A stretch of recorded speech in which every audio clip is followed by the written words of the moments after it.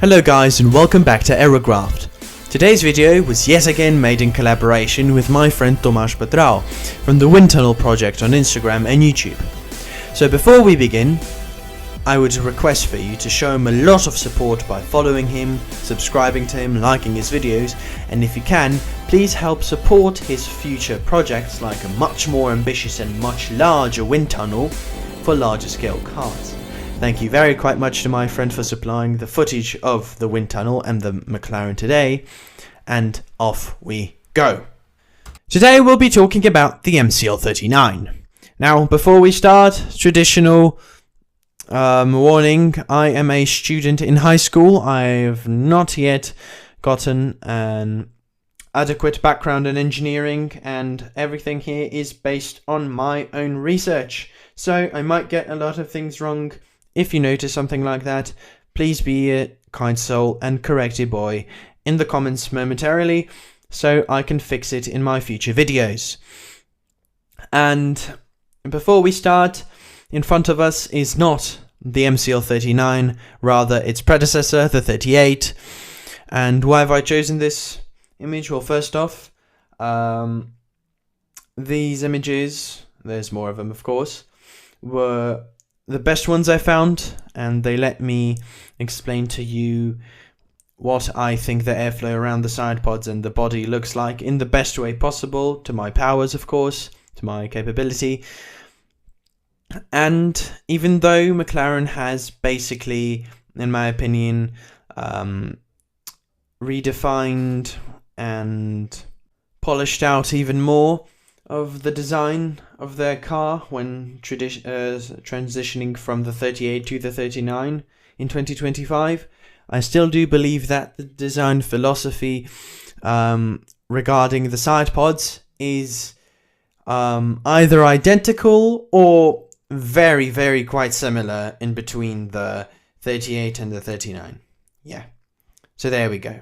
In front of us, we have a McLaren MCL38 with the livery of the 39.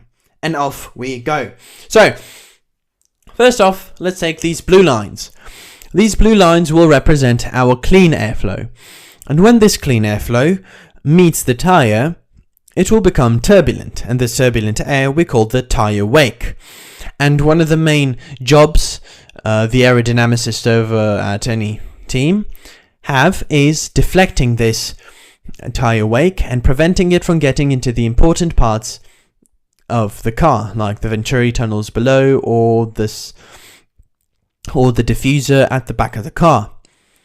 And why is this important? Because this wake is really messy and it could interrupt a lot of the flow, and we would get basically worse performance. Yeah. So first off, let's take a look at this.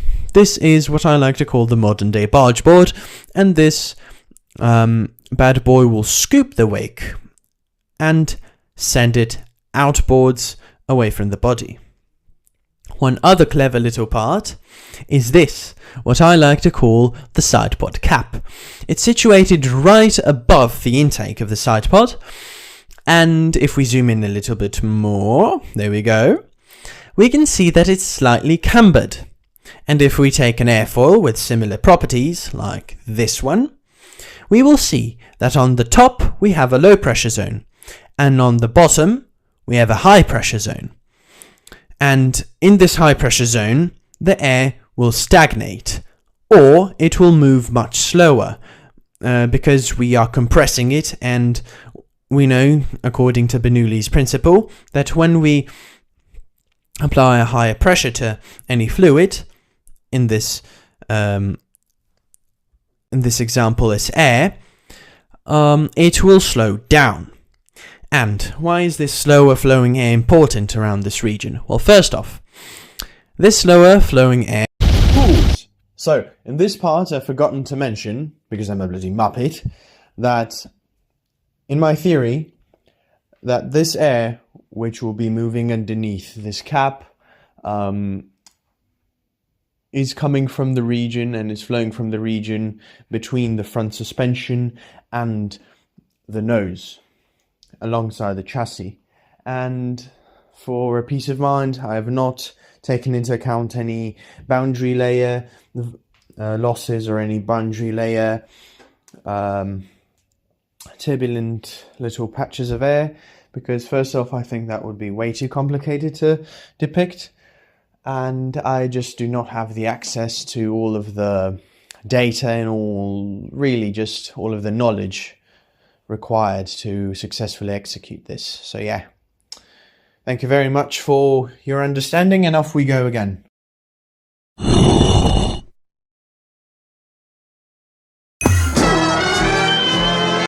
And why is this slower flowing air important around this region? Well, first off, this slower flowing air will act as some kind of wall to bounce the wake off and repel it and prevent it from getting into the undercut of the sidepod.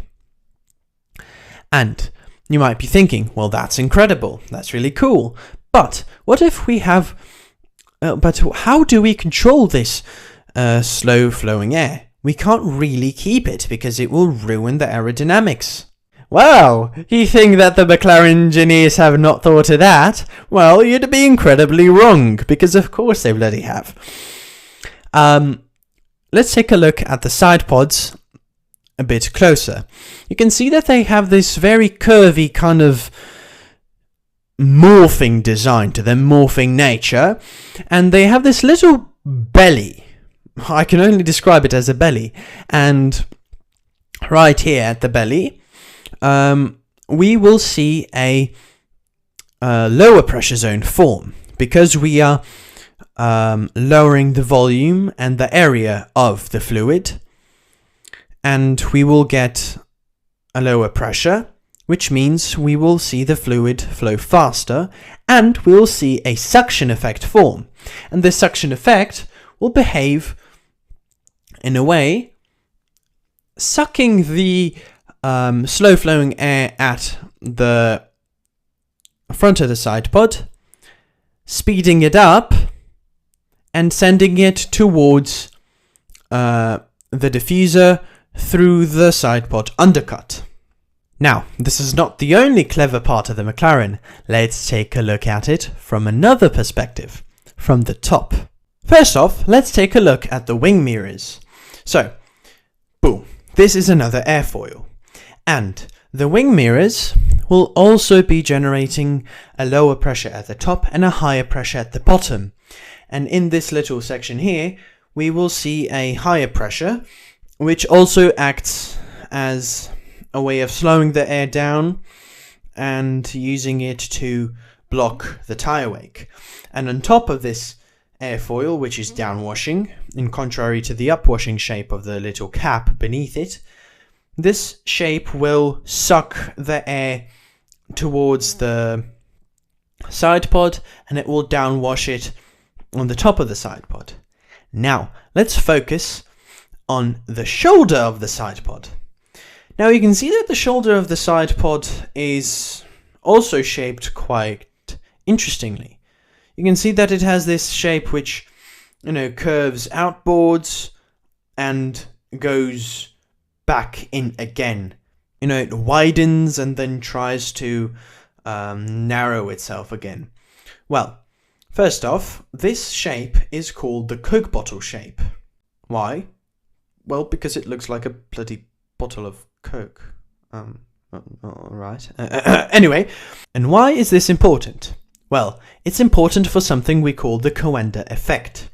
Now, the Coanda effect is basically something that tells us that air likes to follow, any fluid likes to follow a curved surface when it comes in contact with this curved surface. So, for an example, when you're drinking water out of a spout or a regular glass of water, and let's say, like a weirdo, you spill the water, and you will notice how it will follow your chin and droop down your neck, and it will not fall down immediately onto the ground. This, my friend, is the Coanda effect. The fluid has met a curved surface, and it likes to follow a curved surface. Now, why is this important? Well, at the front of the side pod, you can see this little gaping hole. Other teams such as Red Bull have introduced at the start of the 2024 season a design which does not have this gaping hole, and have later moved on to this design when they saw McLaren succeed with it, and that this design is much more beneficial. Well, why?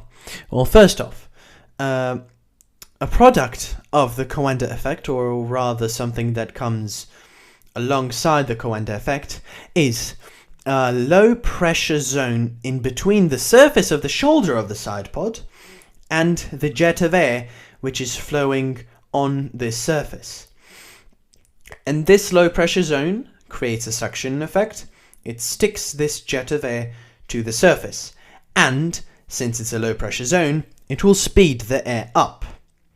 And one more interesting thing, since nature does not really like pressure differences, since we have a higher pressure outside of the body, around here, and a lower pressure in between the body and the jet of air flowing against the body of the sidepod, nature will want to equalize these two different pressure gradients, and that is why we will see a net force pushing on the jet of air, connecting it even better to the shoulder of the sidepod.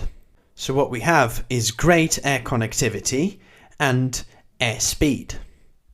And yeah, that is basically my little take on the McLaren's modern day sidepods. Right, now when we've explained this, let's take a look at the wind tunnel. So at this point over here, you can see how the air slows down near the intake. However, you can see it speed up exponentially right under the undercut.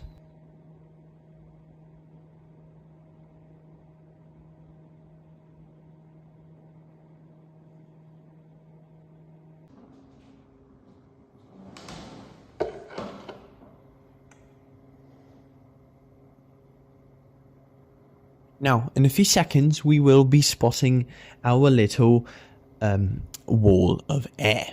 Now, this wall of air will prevent some of the air sticking and gripping onto the body. However, we can exactly see how it flings the air towards the outside and separates it from the body. It's pretty cool.